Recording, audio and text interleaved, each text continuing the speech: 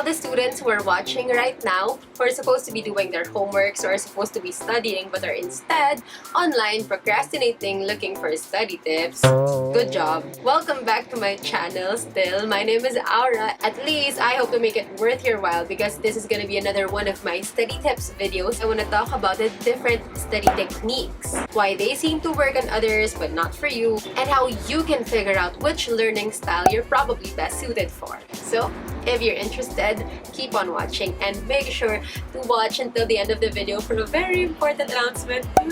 Anyway, this video will be especially helpful if you're still in high school because this is the best time for you to get to know yourself and establish your study routine. But even if you're already in college or in med school, especially in med school actually, I get you. Because all of a sudden, everyone around you are such serious studiers and they're all doing different things. Ang dami nilang pakulo, ang dami nilang ginagawa, ang dami nilang alam. And you can't help but feel worried and insecure that they might be doing something that you should be doing too.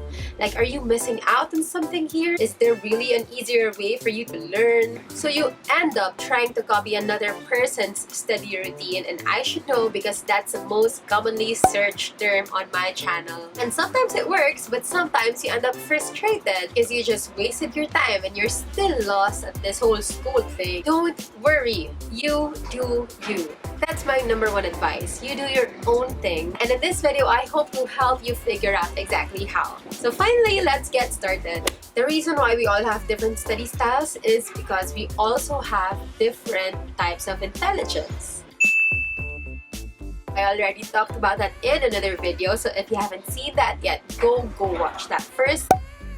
So for a recap, the 7 types of intelligence are numbers and reasoning smart, word smart, picture smart, body smart, music smart, people smart, and self smart. As a student, this is very, very important to know because how we learn, how we receive and retain information, and how we apply knowledge is based mostly on the type of intelligence that we have.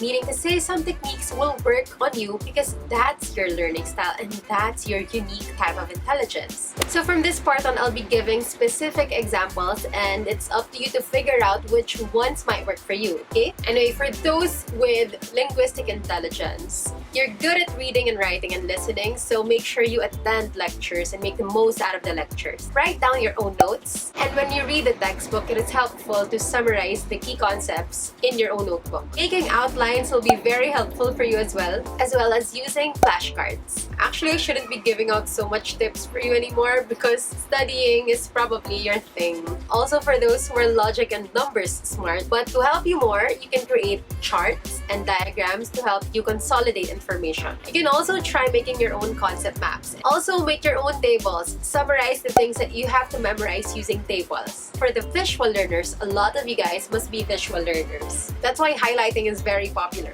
I personally don't believe in highlighting so much, but it's only because I'm not a very visually intelligent person. So if you're gonna ask me, is highlighting a waste of time? Probably not if you're a visual person. This is helpful if the colors will help you remember information. Just don't fall into the trap of assuming that you've learned a concept just because you've highlighted your notes. Another advantage for visual learners, here's an interesting story. You know, I remember me and my boyfriend were both studying this concept about drugs that act on the kidney, and I had to read paragraphs worth of explanation, and all he had to do was to look at the diagram, read the captions, and we would both get it. Kind of unfair, but I guess that's his advantage. Also, when he was preparing for his boards, he had his walls covered with posters of diagrams, tables he had to memorize. He said they were super effective. But again, if you're not really a visual learner, then you shouldn't really waste your time doing so. Number 4, for those who are kinesthetic learners, remember that you learn best when you are moving and you are sensing things. You can read your notes in textbooks out loud. You can walk or exercise while studying. Or you can use a whiteboard technique wherein you get a whiteboard or any large writing surface and you copy key points that you want to memorize. Just write it in big letters repeatedly, or you can rewrite and type your notes, whatever keeps your hands busy. And make sure to put real-life examples on your notes and summaries. And if you're a med student, can I just say, clerkship is a time where you can be very hands-on with your learning. And there are teaching rounds where you can see actual patients and do actual stuff. Since mostly you are a learn-by-doing type of person, you'll do very, very well on your clinical years, I promise. So hang in there. Next is music. If you are stimulated by music, beats, and melodies, then it will be very helpful for you to study with music on. They say classical music helps, but personally I hate it. Like, this is so boring. I prefer binaural beats. Or just search for study playlists on Spotify. Also, musical learners can benefit a lot by using rhymes and mnemonics, or using popular songs to create jingles. And another thing, I had this classmate back in high school, and we had to read Romeo and Juliet in English class back then, but she had the audiobook version. And I thought to myself, wow, that's super smart. Like, I should try that. And when I did, I instantly fell asleep. And that's when I realized it's not for everyone. Just like every other technique out there, it's not for everyone. Next, for those who are people smart, if you have very good interpersonal skills and the presence and energy of other people stimulate you, group works and peer coaching are also very effective learning tools for you. That means you'll do very well in group study sessions, in case discussions, and in learning conferences. On the contrary, some would prefer to just stay at home or in the library and do their own thing. Like me, I know for a fact that I do independent study way better than group study. So don't feel like you're missing out if you don't want to join the group study sessions or the study outs. No, some people learn better on their own. So don't hate them for being asocial or selfish. It's just their own study style, okay? Dami ko sinabi, diba? Don't worry, that's it. If you're a student, I hope this encourages you to get to know yourself more and stop comparing yourself to your classmates.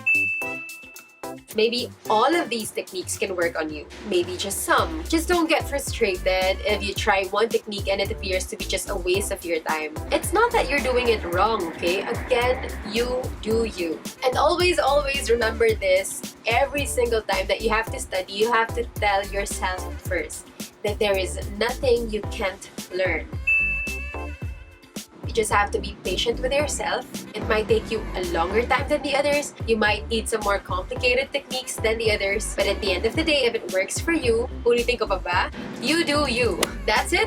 Now, for the important announcement, if you've been following me on social media or you know me in person, then you know that I'm about to take the biggest, most important exam of my life so far, and that is the Philippine Physician Licensure exam. I'm so excited. It's my next big adventure. I have a very specific goal, and in order to achieve that goal, I have to sacrifice a lot of personal things that I love doing, and that includes YouTube for now.